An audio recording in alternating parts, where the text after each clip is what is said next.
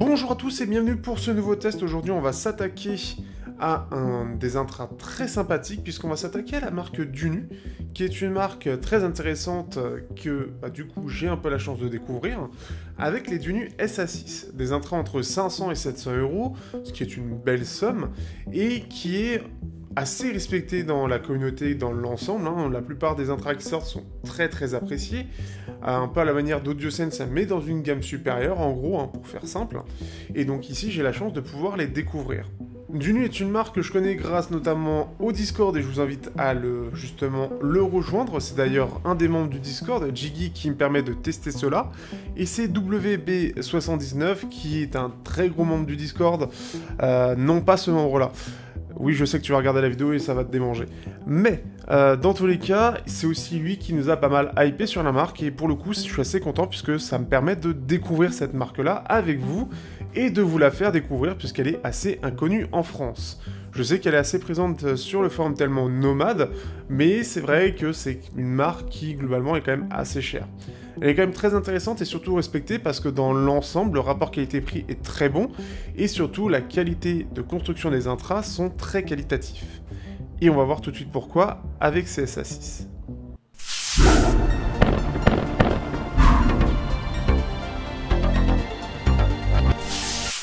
Au niveau du design, on a déjà quelque chose qui visuellement est très sympathique. La faceplate est unique pour chaque intra, ce qui fait que celle que vous voyez est déjà unique. Et elle sera unique pour tous, c'est pas quelque chose qui est fait à l'usine et avec un même design, c'est quelque chose qui est vraiment différent pour chaque intra, ce qui rend chacun de ces intras unique. Après, on a droit à une coque qui est globalement transparente, ce qui permet de voir le côté très qualitatif. On voit les C-drivers et on voit des câbles assez épais. On voit qu'il y a un certain travail. En général, on voit des fils très fins qui passent entre les drivers. Ici, on a un câble qui est assez épais dans l'ensemble, ce qui en plus de ça est de la même couleur que l'ensemble, c'est-à-dire gris. Ça donne un côté vraiment très premium aux intras et on sent qu'il y a un réel travail d'intégration qui est fait, une réelle envie d'avoir quelque chose de joli à regarder. On pourra remarquer, et c'est l'un des premiers du genre que je teste, un switch. Ce switch permet justement, en fait, et c'est le cas pour d'autres intras de ce type-là, de pouvoir légèrement modifier le son. J'en avais déjà testé un, mais c'était pas exactement aussi bien intégré que ça, avec la marque que je n'ai plus en tête, Smabat, avec je sais plus quel est le modèle exact, qui permettait en gros de couper le driver dynamique. C'était assez particulier, mais pourquoi pas, c'était quand même intéressant à voir. Ici, on a quelque chose qui est plus commun avec un vrai switch, un vrai petit carré pour pouvoir appuyer dessus. Il reste assez accessible, il n'y a pas besoin d'avoir un outil spécial. Certains en ont besoin, ici ce n'est pas le cas, ce qui fait qu'on peut changer un peu à la volée, même en l'ayant sur l'oreille, pour pouvoir modifier un petit peu le son, et ça on en reparlera après. Au niveau des embouts, rien de spécial, on a des embouts de bonne qualité, pas grand chose à dire. On peut voir d'ailleurs les trois sorties, on voit le côté un peu monobloc de ces intras. On a une entrée en termes de câble qui est du 2 pins, et c'est un 2 pins qui est un peu enfoncé. Donc ce ne sera pas forcément tous les câbles qui vont passer, mais en général c'est quelque chose qui est assez résistant.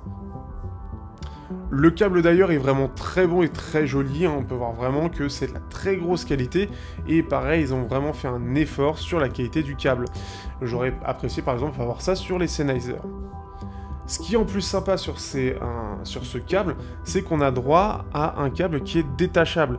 C'est quelque chose que je découvre un petit peu de façon beaucoup plus entrée de gamme avec TRN aussi, mais ce système permet en fait d'avoir un câble qui peut être branché sur n'importe quel lecteur, sur n'importe quelle sortie, que ce soit du 4.4, du 3.5 ou du 2.5 mm. Vous avez les adaptateurs, vous pouvez juste débrancher, rebrancher celui qu'il vous faut et c'est bon directement. C'est quelque chose qui est encore assez cher dans l'ensemble quand on a un câble de ce type-là. Beaucoup de câbles sont en général dans les 80 €, donc c'est clairement pas quelque chose de léger en termes de rapport qualité-prix. Là, on a quelque chose de vraiment bien, bien fini, de vraiment qualitatif et l'ensemble est très cohérent. Dernière petite chose intéressante, c'est qu'on a droit à une pochette qui est assez large en plus de ça pour y mettre ses intras, une pochette simili-cuir qui est vraiment très réussie aussi. La couleur, ce sera aux dépens de chacun, mais clairement, quand on l'a en main, on sent tout de suite que c'est vraiment de qualité. On a une petite poche en plus de ça pour pouvoir mettre ses embouts et ses adaptateurs.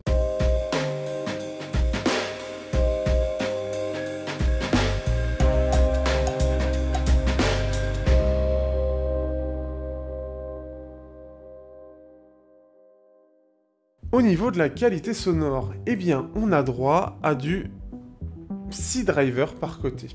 On a droit à 2 drivers basses Sonyon, ainsi que 2 médiums, mais cette fois-ci nose, et 2 aigus, toujours nose.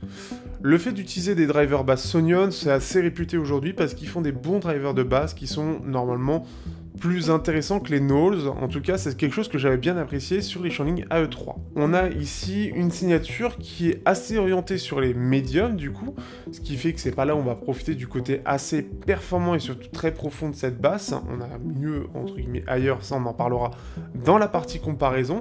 On a quelque chose d'un petit peu creux au niveau des basses justement, donc ce qui fait qu'on va avoir des médiums assez présents, mais une basse qui est beaucoup plus en retrait par rapport aux médiums. En tout cas, j'ai déjà vu mieux de ce point de vue-là.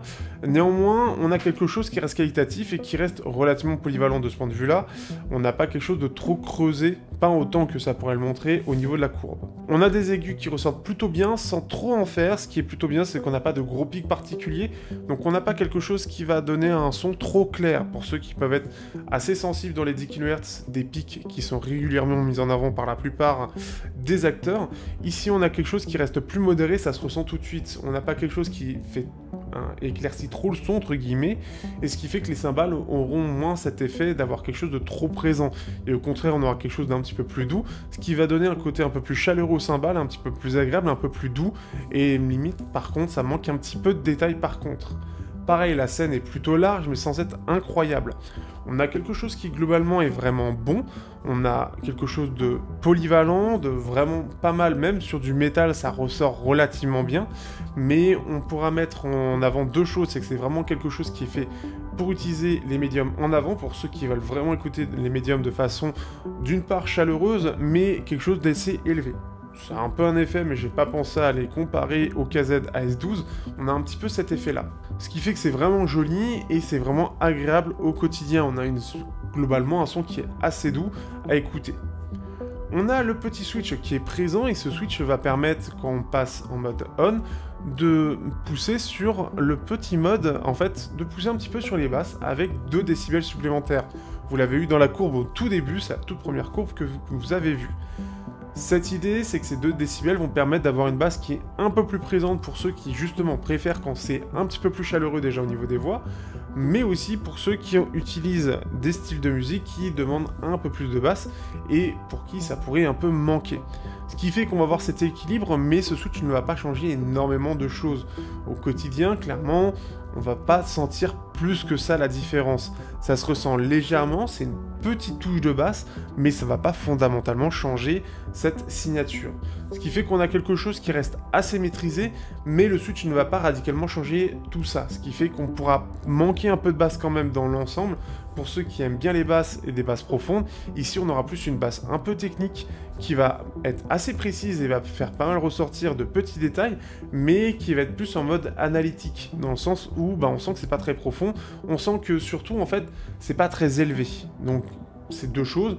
D'une part c'est logique parce que ce sont des armatures équilibrées, mais je m'y attendais un petit peu à un peu plus de basse de la part de Dunu. Donc ça reste plus analytique qu'autre chose. Après, on a quelque chose qui reste assez qualitatif et qui au quotidien pourrait même être utilisé pour du métal ou du rock. En tout cas, ce sera quand même suffisant. Ce qui fait que ça reste assez polyvalent, mais c'est vraiment fait pour ceux qui veulent quelque chose qui soit orienté sur les médiums. Et c'est quand même quelque chose qui est pas hyper présent dans la scène globalement, et surtout c'est fait de façon qualitative. On a des médiums qui sont très jolis, qui sont très chaleureux, et qui justement, alors ils sont chaleureux sans trop en faire justement, on a un certain naturel, on pourra avoir peut-être ce petit manque d'aigu, qui pourra peut-être pour certains se faire ressentir avec quelque chose qui peut donner un léger effet voilé, surtout le fait qu'on n'ait pas ce petit pic à 10 kHz qui peut accentuer cet effet-là, ce qui fait qu'on a dans l'ensemble un son qui est assez doux, qui n'est pas hyper technique, mais qui reste très bon dans l'ensemble, si c'est ce que vous recherchez. Dernière chose à noter tout de même, c'est l'isolation. L'isolation, ça reste quelque chose d'important que j'oublie souvent dans mes tests, mais ici, clairement, on a une excellente isolation. Au quotidien, on aura quelque chose qui sera meilleur que beaucoup d'intras. Si je compare aussi à du Sennheiser, par exemple, c'est meilleur que les Sennheiser, IE600 par exemple, et ce qui fait que quand on est dans les transports, on n'entend vraiment plus grand-chose. Un peu dans les basses, forcément, puisque les basses sont pas aussi performantes qu'un driver dynamique et ne permet pas de cacher autant de choses que ce que pourrait donner un train, mais globalement, on est quand même assez isolé pour bien en profiter. Petite anecdote, j'ai même pu faire découvrir un petit peu ce qu'est l'hi-fi via ces intras en pleine salle où il y avait un DJ et de la musique très très forte, et j'ai utilisé au départ comme bouchon d'oreille qui était extrêmement efficace au passage, et j'ai pu même faire découvrir de la musique de façon hi-fi avec un son qui était très fort, ce qui fait que c'est assez marrant, mais même avec ça on peut comprendre, enfin en tout cas les gens ont compris pourquoi l'hi-fi c'était aussi bien et pourquoi les intrafilaires c'était aussi bien. Passons maintenant aux comparaisons.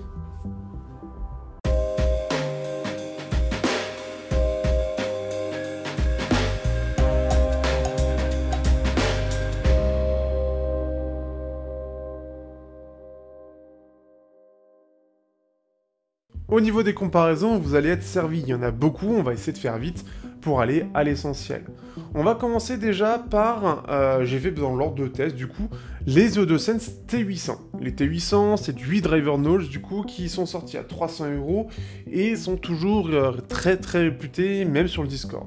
On a quelque chose qui est moins profond face au T800 au niveau des basses et moins d'impact. On a quelque chose qui est plus doux dans l'ensemble sur ces petits du nu, ce qui fait que les T800 vont avoir un côté un peu plus dynamique, on va sentir quelque chose qui va être plus puissant, et on a surtout cette double armature équilibrée Sonyon qui est moins efficace que ce que propose l'Audiosense avec son double driver des Knowles tout simplement. On a quelque chose qui reste tout de même un peu plus naturel et un peu plus détaillé. Après, on est forcément sur une gamme supérieure, parce que ça ne joue pas sur le pic qu'on voit des normes de 10 kHz, avec le petit coup sur le micro qui va bien. Et ce qui fait qu'on a quelque chose qui est quand même plus doux aussi, hein. On n'a pas cette espèce de pic, cette espèce de surprésence, et mon chat qui veut des câlins, mais il attendra encore, surprésence de certains détails, hein, parce que c'est vraiment fait pour ça, et ce qui fait que ça donne ce côté un peu plus naturel au niveau des cymbales notamment, mais globalement, on va avoir quelque chose qui est un peu plus détaillé, ce qui fait que les T800 ont un effet un peu plus brouillon en comparaison. Mais on sent que voilà, c'est meilleur en tout cas pour les médiums et les aigus, mais la basse reste elle meilleure au niveau des basses sur les T800. Le switch a un impact assez léger, comme je l'ai dit juste précédemment, mais ce qui fait que c'est pas ça qui va faire la différence. Face aux Audiosense DT600, eux c'est des 6 driver knowledge, ils sont un peu moins chers, hein, ils sont vendus à environ 200-250 €, et ce qui fait qu'on se retrouve avec quelque chose qui au niveau des basses est équivalent au T800, puisque on a un peu la même idée, ce qui fait qu'on a une basse qui est plus profonde, qui est plus dynamique, qui est un peu plus détaillée. Là-dessus, ça reste supérieur, je trouve. Par contre, pareil, au niveau des médiums et des aigus, ici on a 2 drivers en moins par rapport aux extrêmes aigus des T800, ce qui fait qu'on est encore un petit peu en dessous en termes de ressenti au niveau des détails, et on a des médiums qui sont un petit peu moins amples, on le ressent, ce qui fait qu'ils font un petit peu plus artificiel, un petit peu plus fin, et là-dessus, les Dunus sont meilleurs. La séparation des instruments est aussi meilleure sur les Dunus. Face au UFOer 112, on se retrouve avec des voix qui sont plus en avant du côté des Dunus. On est sur une basse qui est clairement moins bonne, dans le sens elle est moins profonde toujours, puisque là on a un driver dynamique en comparaison face au UFOer, mais par contre c'est bien mieux détaillé, comme ce que j'avais dit précédemment. On est sur quelque chose qui est un peu plus analytique, mais c'est pas là-dessus qu'on va s'amuser le plus. Ici, en plus de ça, les UFOer ont une signature en W, ce qui fait que c'est basse en avant, médium en avant avec un petit creux juste avant, des aigus qui sont un petit peu creusés avec des extrêmes aigus en avant. On a quelque chose qui est aussi un peu plus orienté mid-centrique sur les Dunus, donc des voix un peu plus en avant justement, quelque chose d'un petit peu plus doux sur les basses et les aigus, et ça se ressent très clairement ici. Et en plus de ça, on a quelque chose qui est quand même un peu moins agressif dans les 10 kHz, là où les UFOer n'ont qu'un triple driver hybride, ce qui fait qu'on ressent que au niveau des extrêmes aigus, et on le voit au niveau de la signature, c'est très poussé, c'est pas aussi détaillé, c'est un petit peu moins naturel, par contre c'est un peu plus dynamique aussi. Les Dunus sont un petit peu plus doux, un petit peu plus sages de ce point de vue-là. Face au TRN BAX, précédemment testé il y a très peu de temps et que je conseille très fortement, avec cet effet waouh, on est sur en fait un espèce de, comme je l'avais déjà dit, les Dunu EST 112, c'est un peu la même idée mais avec une stature un peu différente. On a quelque chose qui est un petit peu plus détaillé que les BAX et forcément on a des meilleurs drivers, hein, on est pareil, on est à peu près 2 fois plus cher aussi, donc ça aide aussi. Mais par contre, on a quelque chose de moins dynamique avec des voix plus en avant. C'est surtout présent sur les TRN BX qui sont très dynamiques, qui ont une énorme puissance dans tout le spectre et qui arrivent à avoir une énorme ampleur. Et là, clairement, les Dunu font vraiment pas le poids. Après, c'est moins accentué dans les 10 kHz du côté des Dunu, ce qui est quand même plus agréable. Là, on a un côté très présent du côté des BAX, parfois peut-être un peu trop présent sur certaines pistes. Ça reste correct. On a la limite de la sibilance sur les BAX. Ici, on a quelque chose de vraiment plus doux et plus agréable. Et par contre, le truc, c'est comme je le disais, là où on a des aigus qui sont assez linéaires du côté des BAX par rapport au médium, ici, on a un petit voile au niveau des aigus, puisqu'on a un petit creux, et ce qui fait que ça a un côté un peu voilé, ça peut manquer un petit peu de finesse pour les Dunu. En tout cas, c'est la sensation que ça donne. La scène est aussi clairement moins large, et ça se ressent très clairement aussi. Face au Sennheiser IE600 que j'ai depuis peu, et que j'ai hâte de vous montrer en test, on a quelque chose d'un peu moins clair, c'est spécifique au Sennheiser, ils aiment bien donner un peu de clarté, donc dans les 10 kHz, ça mettre ça en avant. On n'a qu'un seul driver dynamique dessus, c'est un driver spécifique de chez Sennheiser. On a quelque chose qui est un peu moins clair, donc chez les Dunu, un peu moins dynamique aussi, une scène un peu moins large, et je trouve aussi un peu moins naturelle. Je préfère un petit peu plus la clarté que proposent les IE600, que je trouve un peu plus naturelle, là où limite, c'est ce que je disais aussi avec les BX, on a quelque chose qui est un peu plus doux, un peu plus chaud, mais je trouve un peu trop voilé, et ça se ressent par moments, ce qui fait qu'on a quelque chose d'un peu trop doux, un peu trop sage, et ça fait, à mon sens, un peu moins naturel. Ce qui a été intéressant de tester, c'est aussi les Orsonic Corsa. J'en profite tant que je les ai, et tant que c'est pas encore demandé, et c'est toujours très bien de les mettre en avant, je vous conseille vraiment le test, parce que Eursonics, c'est français, et il faut savoir que ça se vend beaucoup en Chine. Les Eursonic Corsa sont des triple drivers hybrides, c'est des triple drivers armature équilibrés, hybrides c'est pour les bleds, et ce qui fait que on a quelque chose qui est très orienté un petit peu sur ces signatures type AudioSense, type un petit peu Dunu de façon un peu différente. On a sur les Eursonic Corsa une scène qui est largement plus large. C'est une des scènes les plus larges que je connaisse. En termes d'intra, je connais pas mieux, et là-dessus, clairement, Eursonics tue le game. On a par contre un médium qui est plus plein du côté des Dunu, on a quelque chose d'un peu trop fin, un petit peu trop léger, un peu plus holographique, c'est un peu différent, on a l'impression de ne pas avoir la même présentation du côté des Eursonics, ce qui fait qu'on a quelque chose qui a plus de corps du côté des Dunu, mais un peu moins 3D. Je trouve vraiment que ça a cet effet-là face aux Corsa. Les Corsa ont un côté un peu 3D en comparaison, un peu plus transparent. On a par contre plus de basses, là où Eursonics coupe assez vite, et c'est ça qui donne aussi l'effet plus plein des médiums. Et on a quelque chose de plus profond, et on voit clairement que les Corsa coupent carrément, là où on a quelque chose de plus linéaire du côté des Dunu. Par contre, clairement, les Corsa semblent un petit peu meilleurs au niveau des médiums, et un peu plus détaillés, donc là les Dunu, on sent un petit peu que c'est un petit peu plus en retrait. On a aussi une moins bonne séparation des instruments, là où c'est très fort du côté des Eursonic, et on a quelque chose qui est meilleur dans les aigus, en fait, avec une dynamique qui est un peu équivalente. On sent clairement qu'Eursonic maîtrise son sujet, surtout de mettre en avant les médiums, les Dunu aussi, mais arrive à mieux maîtriser le reste, les aigus et les basses. Et rapidement, et au final j'aurais tenu 10 minutes à peu près, comme je le vois ici, les TRN BA15, on a quelque chose de plus clair du côté des BA15, mais par contre c'est moins naturel sur eux, et c'est quand même clairement plus détaillé. On a beau avoir 15 drivers par côté du côté des TRN BA15, et 15 drivers Belsing, ça ne remplace pas des vrais drivers Knowles travaillés et customisés. On a une meilleure basse et bien mieux maîtrisée du côté des Dunu, des voix plus chaudes, et aussi surtout plus en avant, et une scène plus large. Les BA15 se font poutrer sur tous les points.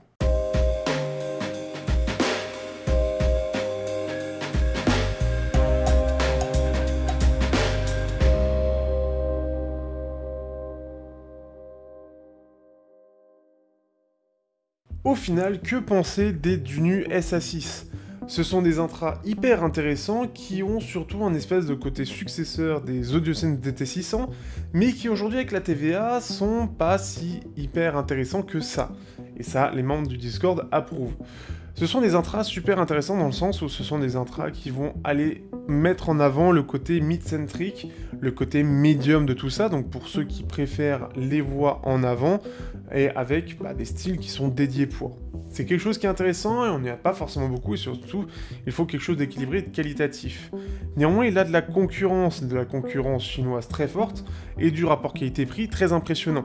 Les AudioSense DT600 s'approchent beaucoup de ce que propose ici Dunu, avec une basse qui est un peu plus joueuse, et donc pour des styles un peu plus fun, c'est un peu plus sympathique quand même.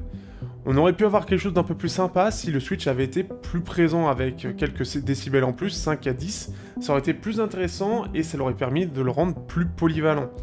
On a beaucoup de concurrence entre 200 et 500 euros, du moins dans ce que j'ai, qui arrive quand même à s'approcher d'un certain point de cette performance sur tout ça.